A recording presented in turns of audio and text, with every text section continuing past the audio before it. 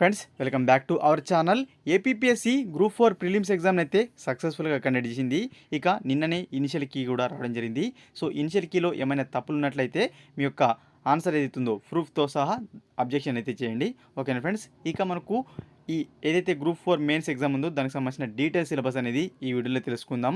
Latest job అప్డేట్స్తో పాటు current affairs videos కోసం ఛానల్ని సబ్స్క్రైబ్ చేసుకొని పక్కన ఉన్న బెల్ బటన్ క్లిక్ చేయండి. ఈ వీడియో కనుక మీకు యూస్ఫుల్ అనిపిస్తే తప్పకుండా లైక్ చేసి షేర్ చేయండి ఫ్రెండ్స్. ఇక ఏపీపీఎస్సీ గ్రూప్ 4 మెయిన్స్ ఎగ్జామ్ సంబంధించిన డీటెయిల్ సిలబస్ చూసినట్టయితే ప్రిలిమ్స్ను 150 మార్క్స్కు కండక్ట్ చేసిన సంగతి తెలిసిందే.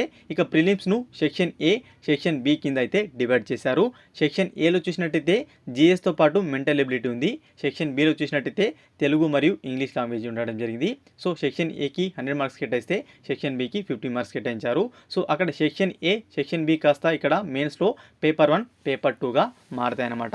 ఇక పేపర్ 1 జిఎస్ ఏదైతుందో జిఎస్ మరియు మెంటల్ ఎబిలిటీ గాను 150 మార్క్స్ కేటాయించారు. అదేవిధంగా లాంగ్వేజెస్ అయిన ఇంగ్లీష్ మరియు తెలుగుకు 150 మార్క్స్కి అయితే కేటాయించడం జరిగింది. మొత్తంగా మనకు మెయిన్స్ అనేది 300 మార్క్స్కి అయితే ఉండబోతుంది. సో మనకు ప్రిలిమ్స్తో పోల్చినప్పుడు మెయిన్స్ అనేది కాస్త కఠినంగా ఉండే అవకాశాలు అయితే ఉన్నాయి.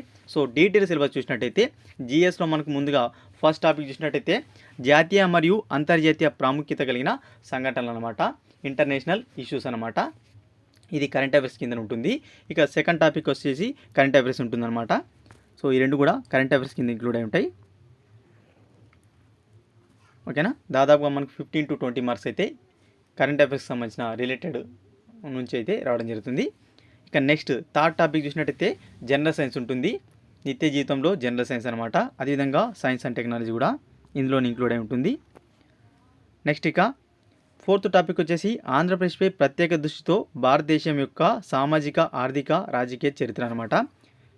ఏపీ హిస్టరీతో పాటు ఇండియన్ హిస్టరీ అనమాట, మోడర్న్ హిస్టరీ అనమాట, ఆధునిక భారతదేశ చరిత్ర.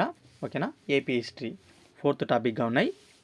ఇక ఫిఫ్త్ టాపిక్ చూసినట్టయితే మనకు భారత రాజకీయాలు మరియు పాలన, ఇండియన్ పాలిటిక్స్ అండ్ గవర్నెన్స్ అనమాట.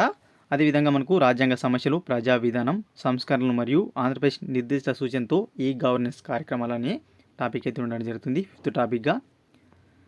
ఇక సిక్స్త్ టాపిక్గా చూసినట్టయితే ఆంధ్రప్రదేశ్పై ప్రత్యేక దృష్టితో స్వాతంత్రం వచ్చినప్పటి నుండి భారతదేశంలో ఆర్థిక అభివృద్ధి. సో ఇది మనకు ఏపీ ఎకనామీ మరియు ఇండియన్ ఎకనామీగా చెప్పుకోవచ్చు. AP economy, Indian economy sixth టాపిక్గా ఉంది. అదేవిధంగా సెవెంత్ టాపిక్ చూసినట్టయితే మనకు ఏపీ జాగ్రఫీ, అదేవిధంగా ఇండియన్ జాగ్రఫీ అన్నమాట. ఓకేనా.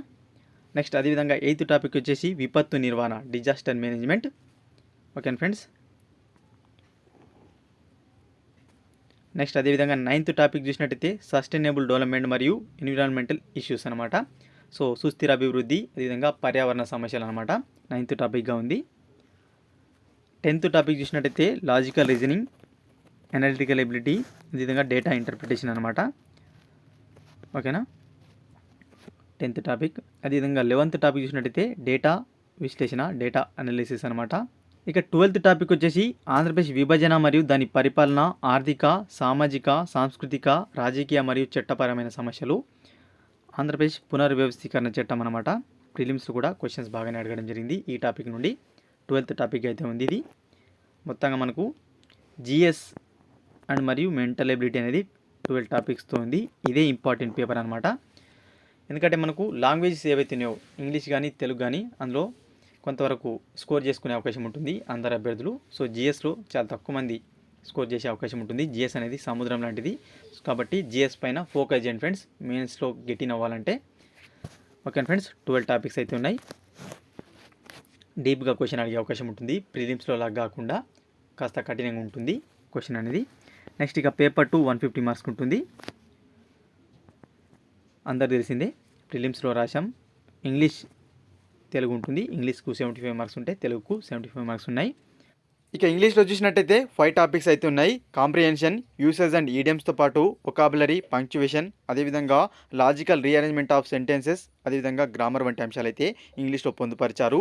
తెలుగులో చూసినట్టయితే నానార్థాలు, గ్రామర్, తెలుగు టు ఇంగ్లీష్ మీనింగ్స్తో పాటు ఇంగ్లీష్ టు తెలుగు మీనింగ్స్, అదేవిధంగా యూసేజ్ అండ్ ఈడియం వంటి అంశాలు అయితే పొందుపరచడం జరిగింది. ఈ విధంగా ఏదైతే మనకు ప్రిలిమ్స్లో ఉన్న టాపిక్స్ ఉన్నాయో ఆ టాపిక్స్తోనే మెయిన్స్ అయితే ఉండబోతుంది. కానీ కాస్త మనకు క్వశ్చన్ అనేది డెప్త్గా ఉండే అవకాశం ఉంటుందన్నమాట. 300 మార్క్స్ ఉంటుంది ఎగ్జామ్, నెగిటివ్ మార్కింగ్ ఉంటుంది. సో ఇప్పటి నుంచే ప్రిపరేషన్ స్టార్ట్ చేయండి. ఎందుకంటే సెప్టెంబర్ లాస్ట్ వీక్ లేదన్నట్లయితే అక్టోబర్ మొదట్లోనే నిర్వహించే అవకాశాలు ఉన్నాయి. అంటే మనకు 2 months టైం ఉండే అవకాశం ఉంది. ఓకే ఫ్రెండ్స్, ఇది మనకు APPSC group 4 mains exam syllabus అన్నమాట. వీడియో కనుక నచ్చినట్లయితే లైక్ చేసి షేర్ చేయండి. మరొక ఇంపార్టెంట్ వీడియోతో మీ ముందు